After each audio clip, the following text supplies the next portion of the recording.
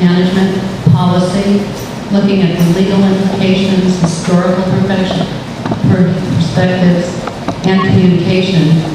Over the last 9 years, fellowships from the National Science Foundation grant has helped to engage faculty from various disciplines. That funding is about to end, and we're exploring methods and funding options to continue the program. The sister program is the Masters of Advanced Studies in Marine Biodiversity and Conservation, together in the summer.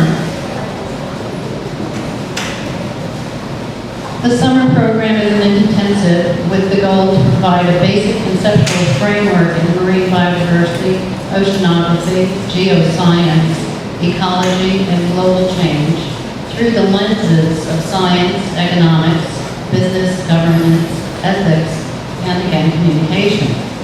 We're striving to engage and challenge students from the start with a broad overview of the diversity of scope and major issues in marine conservation. The students in this picture are aboard a research vessel investigating species found from a trawl. The professional students particularly, and some PhD students, this will be their only experience on a scientific research vessel. I do have one copy of the summer syllabus if anybody wants it.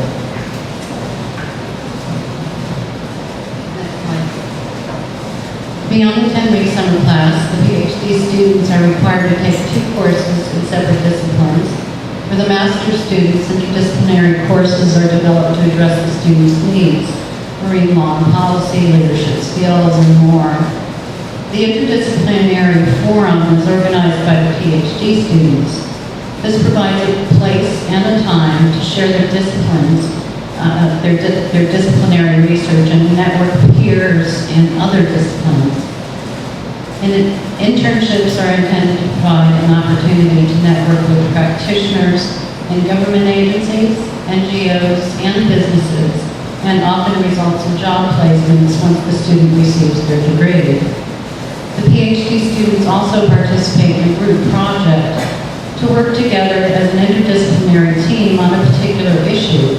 It ordinarily results in a media campaign, a white paper, or a symposium.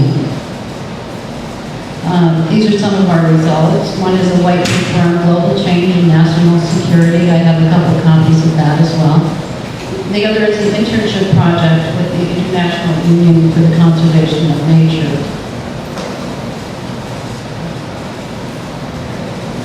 The training program has a strong focus on communications through various media. This is Kate. She's one of our PhD trainees. As a PhD student, she's working to protect coral reefs. She's also working to change the pervasive attitude that science is out of reach for boring, because she says, and I quote, "Ocean conservation is critical for all, but it will only happen if people care about science. And more people will care about science if they have a personal connection to it." So why focus on communication?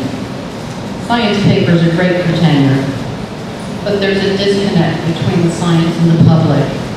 Even in various science journals of late, scientists are asking, science journalists are asking, how do we get scientists to tell a big story? Kate is helping to engage the public by telling her story, and it's personal. With our communications training, we hope that all our graduates are empowered to tell a good science story. For our participants, we have faculty and students participating from all these departments. Our faculty serve on steering committees, as student advisors, as instructors. The PhD students are not only trainees, they mentor our master's students. They organize special events, symposiums, and the interdisciplinary forum. Our collaborators work with both NGOs and government agencies, and work with some of our research focus groups. They participate in the summer course, and we're fortunate to have the U.S. National Marine Fisheries Service on campus, where many of their scientists, economists, and policy professionals participate in the training. So how do we evaluate our trainees? Before the summer class, the The incoming trainees are interviewed by external evaluators who we've engaged for developmental assessment. This is a T competency exercise that measures the trainees' depth and breadth in their major research area and across disciplines.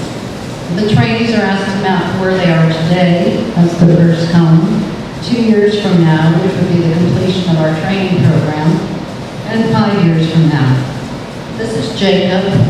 He's in the economics department, and you can see his T competency is relatively narrow at his current level, but his 2-year mark shows his motivation to increase his economics understanding and significantly broaden his abilities in other disciplines. So what can we expect from our trainees? This is Sheila. As a marine biology student, she combined the ecology, policy, and economics training, working in the Republic of Kiribati, with the Ministry of Fisheries and Finance. In 2004, the government of Kiribati subsidized copra production, a coconut product, in order to reduce fishing on the reef and improve welfare. Between 2007 and 2009, Sheila designed and conducted a national level survey to determine if the strategy worked. Were the people better off? And did this reduce the pressure on the coral reef? The findings, in fact, the copra subsidy did not decrease fishing. Contrary to its intention, it actually increased fishing. Why? People enjoy fishing. The free time provided by the subsidy led to an increase in fishing pressure due to recreational fishing. The subsidy didn't, however, increase or maintain the welfare, at least for now, until sea level rise and other changes and further depletion of the fisheries.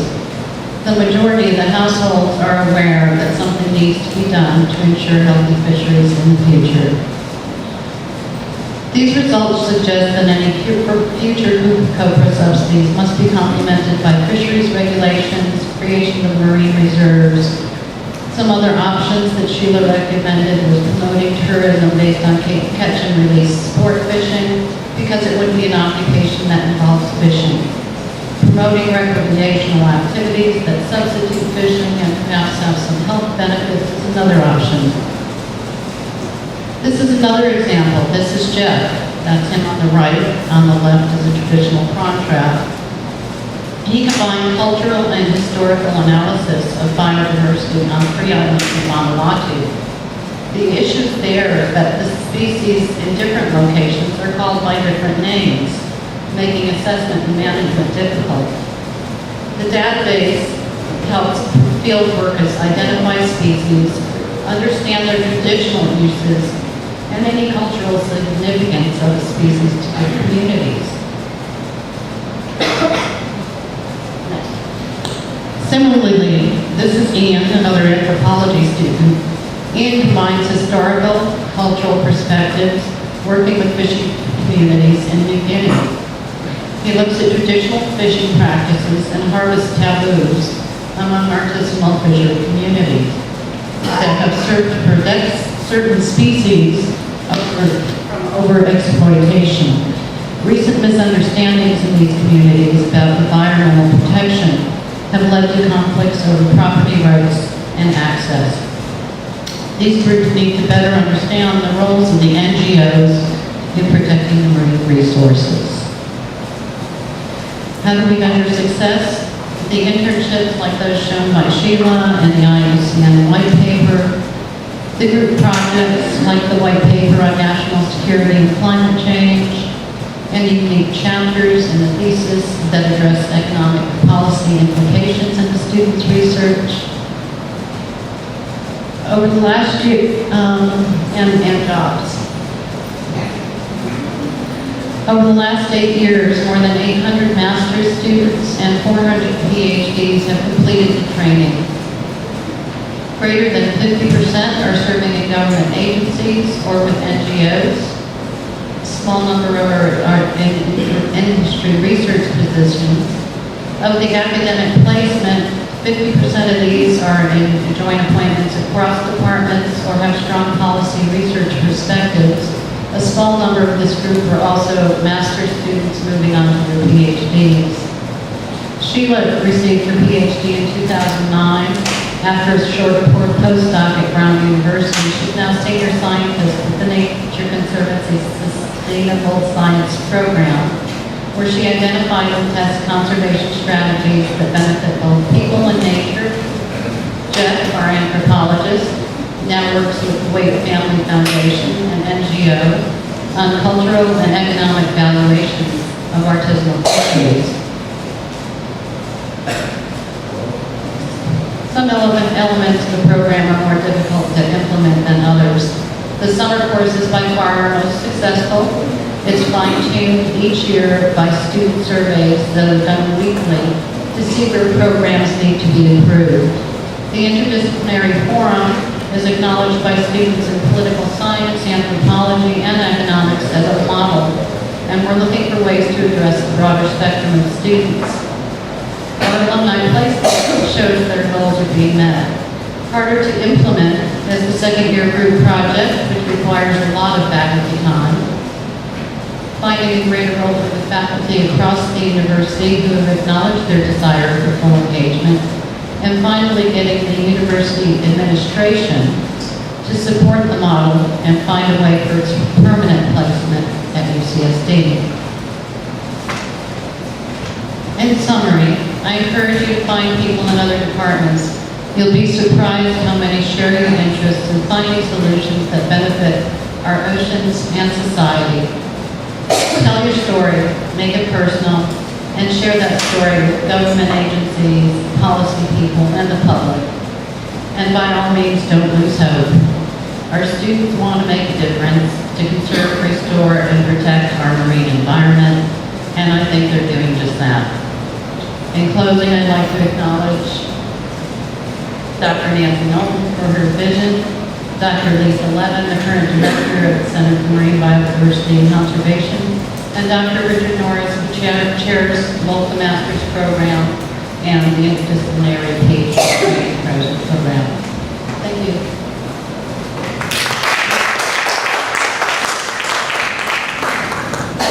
Thank you so much, Penny.